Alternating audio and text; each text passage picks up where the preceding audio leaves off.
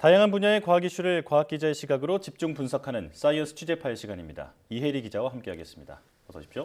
안녕하세요. 네. 자, 오늘 어떤 소식 알아볼까요? 네, 국내의 코로나19 백신 접종이 임박한 가운데 1호 접종을 두고 정치권의 공방이 치열합니다. 네. 그래서 오늘 이 시간은 다른 나라의 접종 사례를 살펴보고 1호 접종이 갖고 있는 의미에 대해서 조금 더 자세히 알아보도록 하겠습니다. 예. 우리나라보다 먼저 접종했던 나라들을 보면 대통령이나 총리 같은 지도자가 1호 접종이 되는 경우도 있었고 또 그리고 맞는 모습을 공개하기도 했죠. 네, 맞습니다. 대표적으로는 이스라엘 총리의 사례를 들 수 있는데요. 네. 베냐민 네타냐후 총리는 당시 이스라엘 국민 1000분의 1이 접종을 꺼린다는 여론조사 결과가 나왔을 당시에 이 화이자 백신을 이스라엘에서 첫 번째로 맞았습니다. 예. 당시의 이야기를 먼저 들어보시겠습니다. על זה נאמר זריקה קטנה לאדם וצעד ענק לבריאות של כולנו. תהיה בהצלחה, תלכו להתחסן. 네타냐후 총리의 접종 이후에 이스라엘의 백신 접종은 빠르게 진행됐고요. 현재 이스라엘 전체 인구의 49%가 한 번 이상 백신을 맞는 등 전 세계적으로 아주 높은 접종률을 보이고 있습니다. 예. 백신에 대한 불신이 컸던 상황에서 총리의 접종 이후에 백신 접종에 속도가 붙은 그런 모양이군요. 자, 인도네시아 대통령도 1호 접종을 했죠. 네, 맞습니다. 이 조코 위도도 인도네시아 대통령 역시 가장 먼저 백신을 맞았는데요. 예. 이 주목할 점은 접종한 백신이 중국산인 시노백 백신이라는 겁니다. 이 중국산 백신을 맞음으로써 백신에 대한 불신 여론을 잠재우면서도 또 대중국 외교라는 두 마리 토끼를 잡았다는 해석이 나왔습니다. 예. 이 밖에 남아프리카 공화국 시릴 라마포사 대통령도 전 국민 백신 접종 전에 존슨앤존슨 백신을 가장 먼저 맞았고요. 스콧 모리슨 호주 총리 역시 백신 접종 시작 전에 화이자 백신을 맞는 모습을 생중계했습니다. 또 1호 접종은 아니었지만 공개적인 접종을 하면서 백신에 대한 불신 잠재우기에 나섰던 미국 조 바이든 대통령 사례도 눈여겨볼 만합니다. 당시 이야기 직접 들어보시죠. Doing this to demonstrate that people should be prepared when it's available to take the vaccine. There's nothing to worry about. 네. 자, 알려진 것처럼 바이든 대통령이 78세 고령인데 백신을 공개적으로 맞으면서 백신의 안전성을 강조했습니다.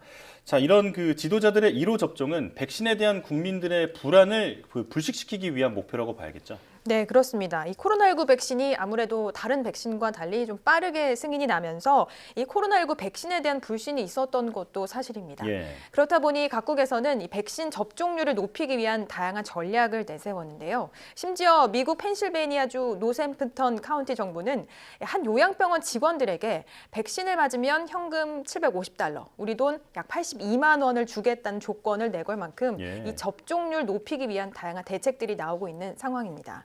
그런 맥락에서 국가 원수의 1호 접종도 하나의 어떤 접종 장려 대책인 건데요. 이 때문에 무엇보다 각국 방역 당국은 이 백신에 대한 국민 여론의 촉각을 곤두세우고 있습니다. 예. 이제 우리나라도 금요일부터 백신 접종이 시작되는데 어떻게 준비되고 있는지 살펴보겠습니다. 자, 우선 백신 접종에 대한 국민 의향이 어떤지부터 알아볼까요? 네, 우선 몇 가지 여론조사 결과가 나와 있는데요. 우선 1차 접종 대상자인 요양병원과 시설 관계자를 대상으로 한 여론조사에서는 90% 이상이 맞겠다라고 응답한 것으로 나타났습니다. 네. 일반 국민을 대상으로 한 여론조사에서는 조금 다른 양상이 나타나기도 했는데요. 18세 이상 성인 1,020명을 대상으로 한 설문조사에서는 백신을 맞겠다는 의견과 맞지 않겠다는 의견이 각각 약 45%씩으로 팽팽하게 나뉘었습니다. 반면 또 다른 여론조사에서는 좀 상반된 결과가 나왔는데요. 네. 마찬가지로 18세 이상 성인 1,000명을 대상으로 백신 접종 의향을 물었더니 전체 71%가 접종하겠다고 답했고 19%는 접종하지 않겠다라고 응답했습니다. 네. 일반 국민의 백신 접종 의향은 아직 방향을 찾아가는 중이다 이렇게 볼 수 있겠습니다. 자, 하지만 방역 당국은 일단 우리나라의 국민 다수가 접종할 의향이 있는 것으로 보고 이 정해진 우선순위에 따라서 접종을 그대로 진행하겠다 이런 입장이죠. 네, 그렇습니다. 방역 당국은 일단 정해진 방역 순서를 연일 강조하고 있는데요. 네. 때문에 1호 접종 대상자가 대통령을 포함해 특정 인물이 될 가능성은 현재로서는 크지 않아 보입니다. 방역 당국의 이야기 직접 들어보시겠습니다. 현재 저희가 접종에 대해서는 우선순위를 정해서 공정성과 투명성을 가지고 접종 대상자 관리를 하고 있습니다. 그래서 현재로서는 그 순서에 맞춰서 공정하게 예방접종을 진행을 할 예정입니다. 다만 예방접종에 대한 국민들의 불안이 크고 또 우려가 많이 제기가 돼서 누군가 사회 저명 인사 또는 그 보건의료계의 대표들이 그런 국민들의 불안감을 좀 더 완화시켜 주기 위해서 접종을 하는 게 필요하다라고 판단이 되면 그런 접종은 언제든지 할 수 있다고 생각을 합니다. 네, 그런데 이제 이런 방역 당국의 설명에도 불구하고 정치권에서는 국내에서 처음으로 도입될 이 아스트라제네카 백신의 안전성을 놓고 계속 설전을 벌이고 있는데요. 네. 특히 야권에서는 방역 당국이 아스트라제네카 백신 접종의 안전성을 이유로 접종 대상을 65세 미만으로 제한한 것을 근거로 들면서 이 백신 접종의 안전성을 입증하기 위해서라도 1호 접종 대상자를 대통령으로 해야 한다 이렇게 주장하고 있습니다. 예.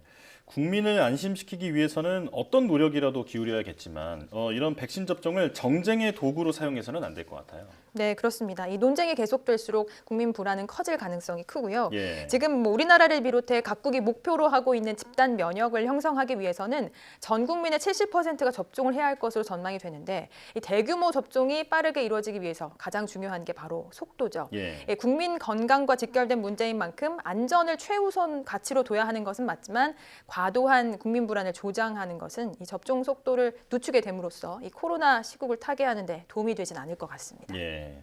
자, 이제 본격적으로 우리나라의 접종이 시작이 될 텐데 방역 당국은 어떤 준비를 하고 있나요?